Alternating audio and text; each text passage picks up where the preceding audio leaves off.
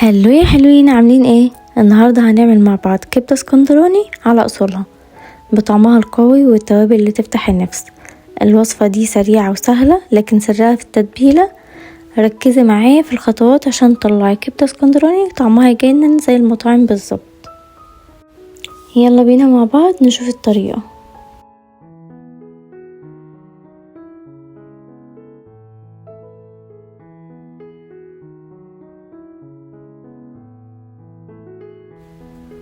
الوصفة دي هعملها بنص كيلو كبدة.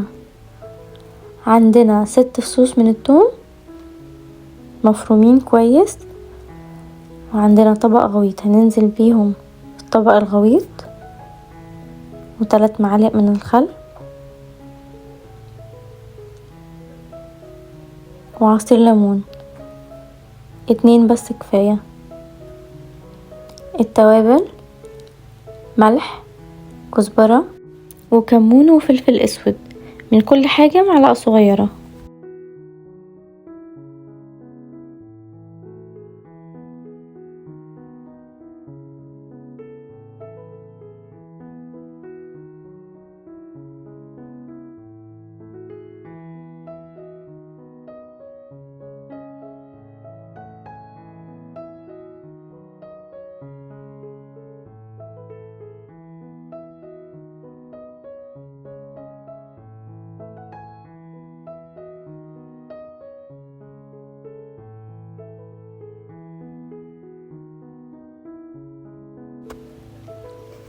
هننزل بيهم على الكبدة وهنسيب شوية صغيرين،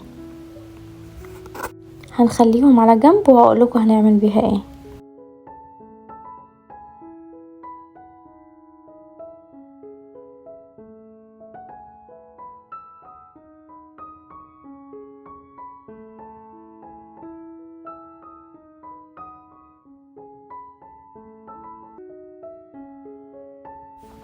في طاسة سخنة جدا هننزل بالكبدة عشان ما تنزلش ميتها كتير، لازم تبقى سخنة. ومن الاسباب برضو اللي بتنزل مية كتير ان الطاسة تكون صغيرة. على قد ما تقدروا خلي الطاسة اكبر من الكمية بشوية.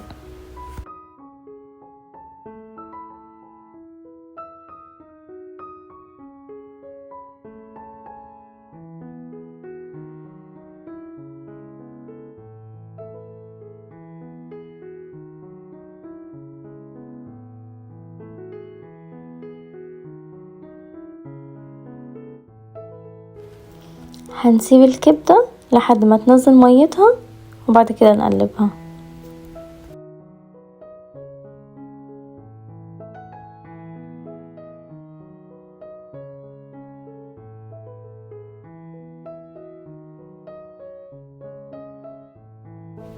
اول ما المية بتاعه الكبدة تختفي هننزل بالفلفل الرومي.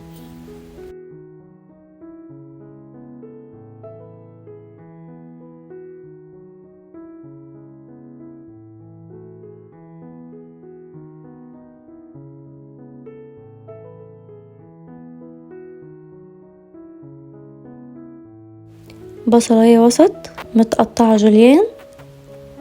الخطوة دي اختياري، انا عن نفسي بحب البصل عليها، لكن هي كبدة اسكندراني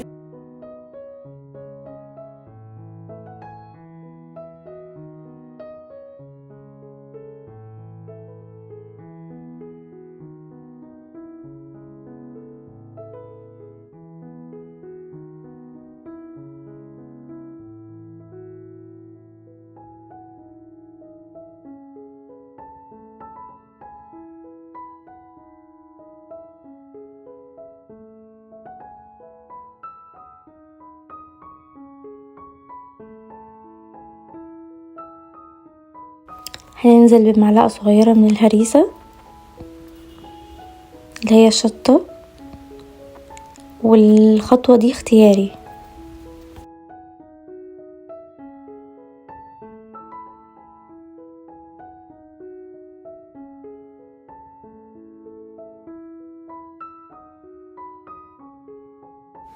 ودي كانت كبدة اسكندراني على اصولها، ريحة وطعم يخلوك تحس انك في اسكندرية. لو جربتوها قولولي رأيكم في الكومنتات. ما تنسوش اللايك والاشتراك في القناة عشان يوصل لكم كل جديد. اشوفكم وصفة جديدة. باي باي يا حلوين.